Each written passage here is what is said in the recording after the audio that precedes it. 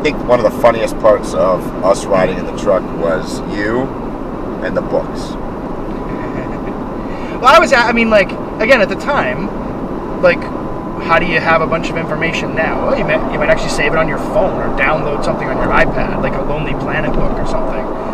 But I was at the time, we had to bring the books. The Lonely Planet books. There was I think we had the repair manuals. I think we had some this book around group dynamics, theory of group dynamics. In case Plus, we had all of our notebooks for our pre-prep stuff. Right. Our packing lists. All the maps. That was a cool solution with the bookshelf behind us. That actually worked really well until we'd get to places where you had to go stop short or the right angle or something, and then books generally would just go smashing down and hitting me in the back. I think it was probably a week into the trip we determined that the bookshelf that was kind of right behind our heads, we strung a bungee cord across, remember, to try to hold the books from coming out of their shelf. I forgot about that, you're right. But in reality, though, in some of the... See, I have more memories of being bashed in the head by books, so it must have been... it didn't work. Well, no, it must have been 8,000 times in 1 week, and then finally we figured it out.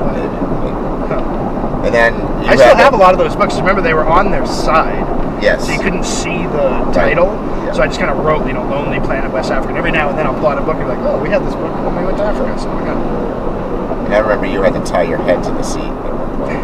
Well, I just wanted to sleep, and when you're bouncing around, whatever. So we just took one of those little mini bungee cords and put it on the back of the hat strap and it's tied. So my head just kind of, it was great. I should have patented that. How was it with no air conditioning in the truck? It's funny because being shall we say again? I'll just be nice and say I'm not in the best shape. Warmth and sweatiness and stuff. It's a concern. I spent time thinking about that. I don't remember ever being oh my god, I want to die. It's so hot. It was hot, but to be fair too, you were really clever before we left, and you installed the roof vent things in the sides of the door. So then they opened up, and it actually I think actually after we had to close them quite a lot because it was just letting in dust and dirt or whatever. But when we could open them up, it was a nice breeze. Even the dash vent thing on the series, having those open, it was pretty good. Even though we had the temperature thing that said, I think the highest we saw was 113. Yeah, I know. 113. I think. I think that was exterior temperature because we had a thing outside. It was still. What's nice about the series with all the vents and the windows that open and everything, and then the windows in the back, remember, slide. We open because the fridge we mounted right next to the windows to keep it be able to ventilate.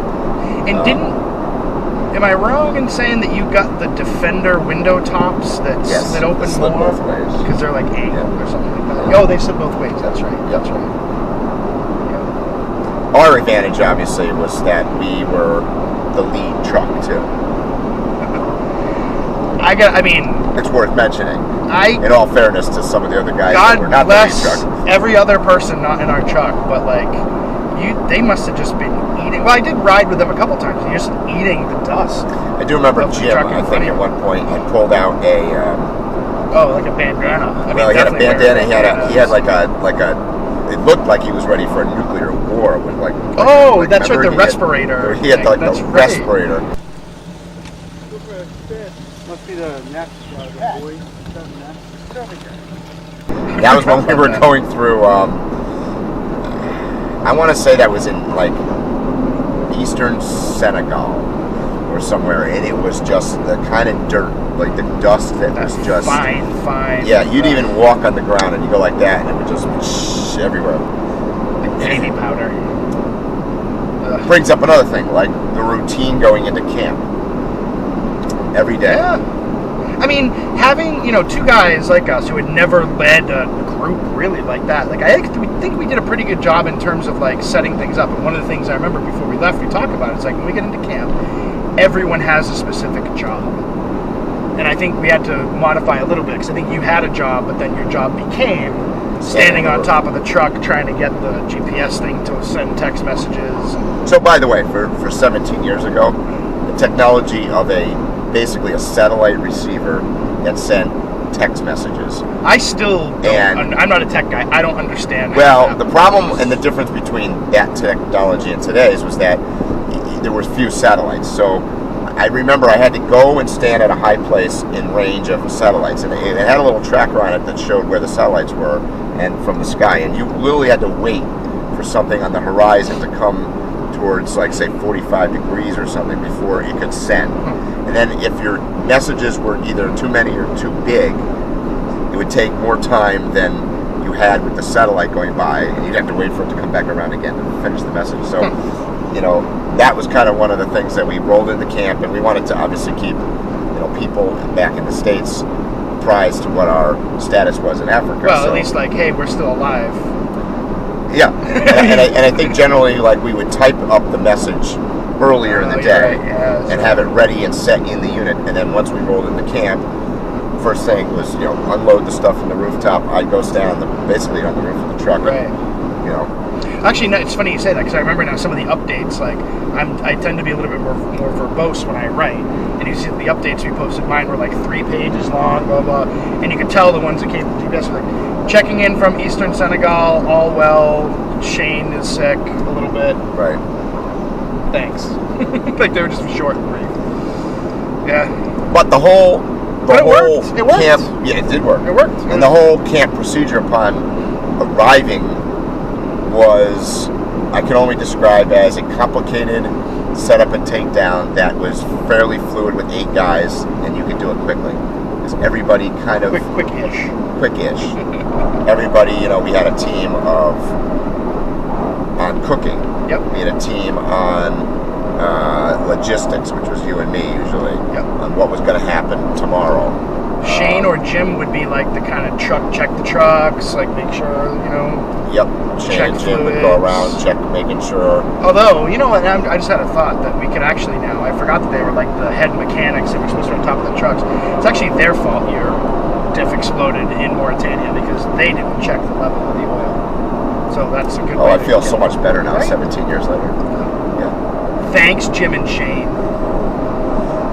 But the funny part about that's another side story, but like the funny part of what happened, what we finally determined happened to my truck. So we had left Nouakchott, right? And we were staying in Nouakchott. We had stayed at a hotel downtown.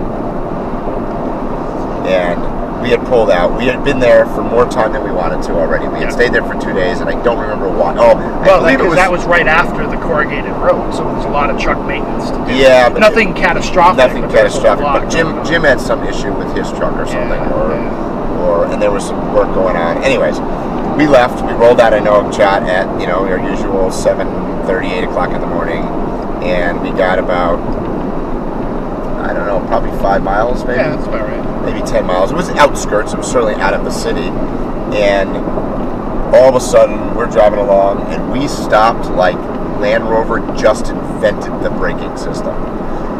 And I'll never forget, Shane came across immediately on the radio, because they're all behind us. It was like, what happened, Mike? Are you pissed off? Because it looked like I slammed on. Well, I was probably reading something, and all of a sudden it's like, and that was, I have to admit, that was also my first thought. I was like, oh boy, Mike's mad. You stop really quickly.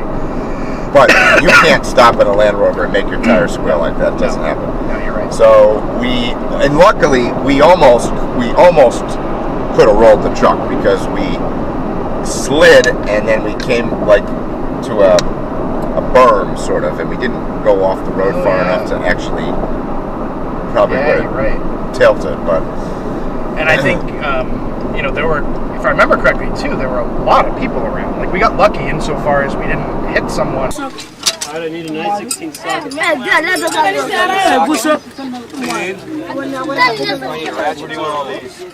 collecting those.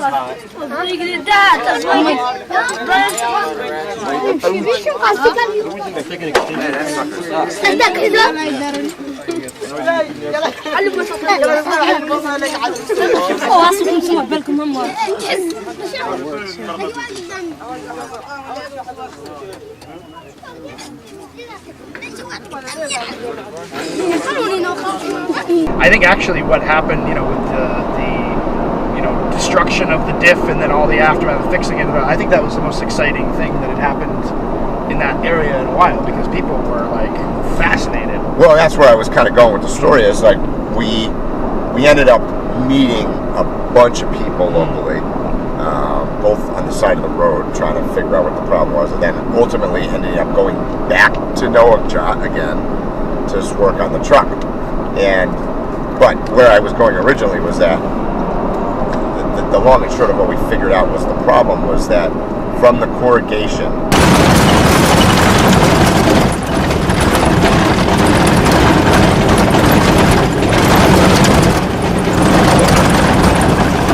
it vibrated so much that we determined eventually that the carrier bolts had unscrewed themselves inside the diff, where the guts of it actually bolt to the unit. And when that happened, the thing broke and shot out to the side, and the bolt went through the case. So it wasn't that it ran out of oil, it was that it mechanically failed and then ran out of oil. Broke through and then ran out of oil. Yeah. So that's kind of what happened there. But yeah, that was, I mean, obviously one of the more catastrophic. Well, you could argue that could have been the worst thing that happened to my truck. Or what about in where was it? Eastern Senegal or Mali with the. Oh.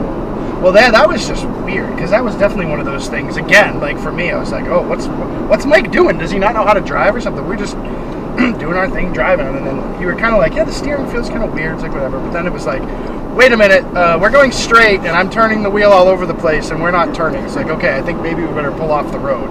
Kind of. Or how do we pull off the road? Exactly. You're like, I can't really pull off the road because I can't steer. It's like, right. Okay, well, we stopped in the middle of the road. There's no traffic, so let's just stop in the middle of the road.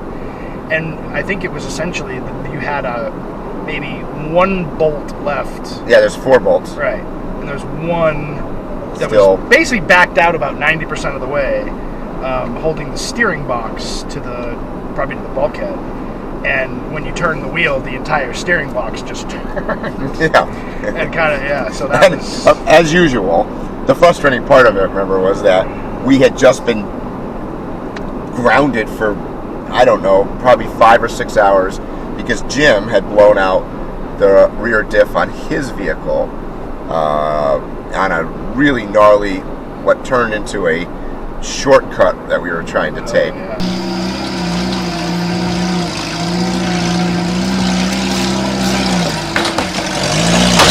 Whoa, whoa, whoa, whoa, whoa, whoa, whoa. You know, like all shortcuts, wasn't really a shortcut, and certainly with overloaded trucks in Africa, it was probably not the best idea. Well, and you know, it certainly wasn't the best idea. That was a big, almost like life lesson or something on that day, because that was the day where we were looking at the map, and it was like, well, it seems like you can go through that village and then go that way instead of taking this big way around, so let's just do that. So we get into the village, and we're just driving, and people are kind of waving, and we're, you know, you do your thing, but then a lot of people were like, hey, no. Yeah, like... Yeah. And a little bit, I mean, I don't know, but maybe it's a little bit, whatever, Westerner mentality of like, oh, what do they know? We have a map that shows you can do it, blah, blah. And they were right, because we came to a river that you just couldn't go through. I mean, it was deep. And well, I tried. We got stuck. Oh, that's right. Was that the only time that a winch was used? No, but I think that, no, we used a winch a few times. That's right. A few hundred times, maybe. But, yeah, that's right. But I remember, and then it was like, oh, okay, that's why we should have listened to the people that live here, that know things. Local knowledge is key. Right. And, like, what assholes we were to not, like, we know better. We have a map that was... Right. So then the guy... Anyway. One of the local villagers said, oh, you're trying to get to so-and-so. You've taken the wrong turn. I will show you the shortcut through.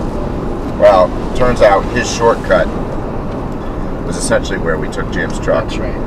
And ended up, it was, I could best describe it as a fairly rocky, untraveled road that I don't know that anybody's really taken a vehicle on it.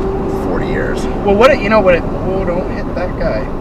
What it reminded me of is, like, you know, because, you know, you and I, like, growing up doing Land Rover stuff and whatever, it was like you'd go off-roading and you'd find these, like, technical kind of like things, and you'd have 50 people go up them and you watch, and like, no, left hand down, left hand, blah, blah. Right. Like, this was actually like, oh no, that was actually, you needed to do that in order to go up. It wasn't just for fun. It was like, no, we need to actually get from point A to point B up this crazy thing. And you're right, that's where...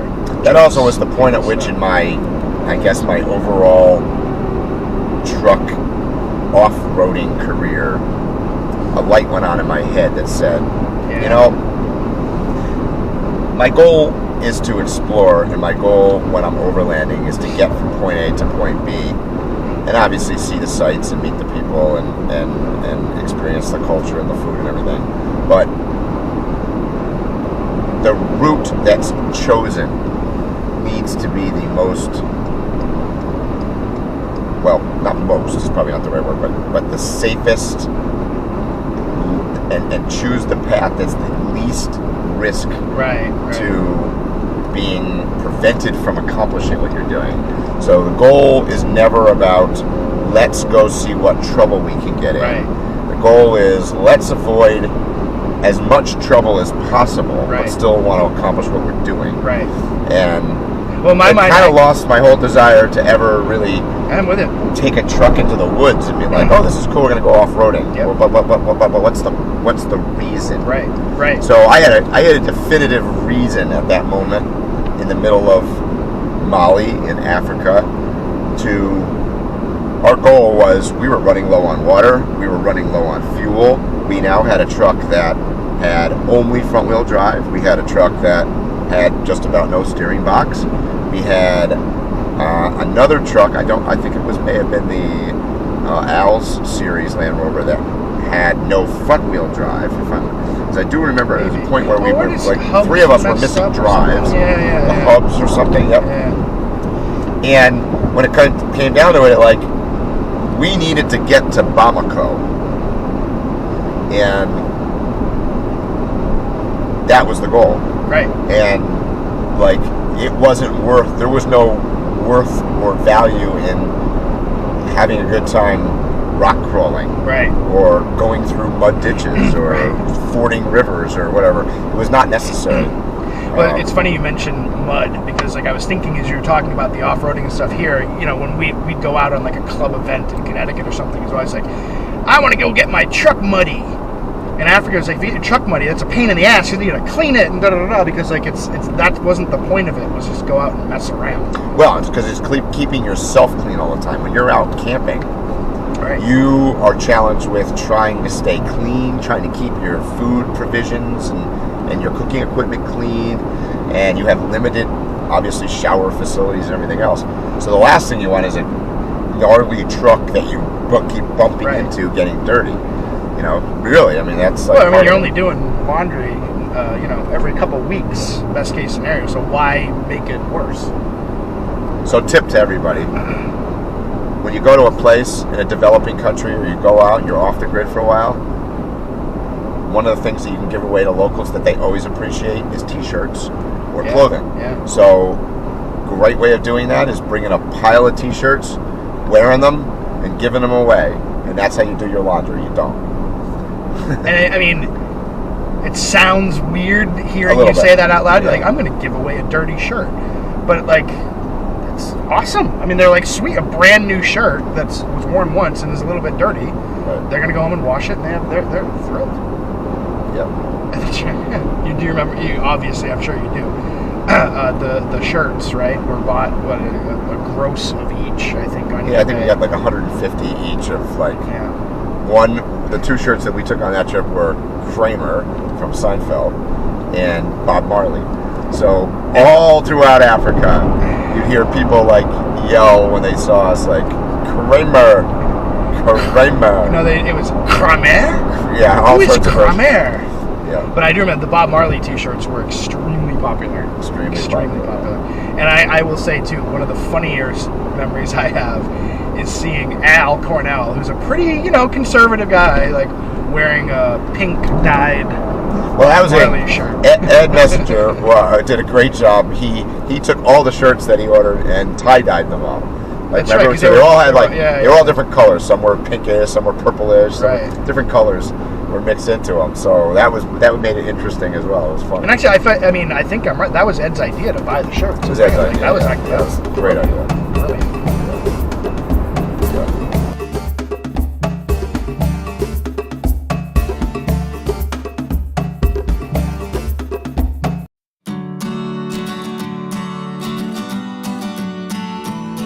Thanks for watching this video. If you like what we're doing, be sure to subscribe to our channel by clicking on the truck and tree symbol to your right. Once again, thanks and hope to see you soon.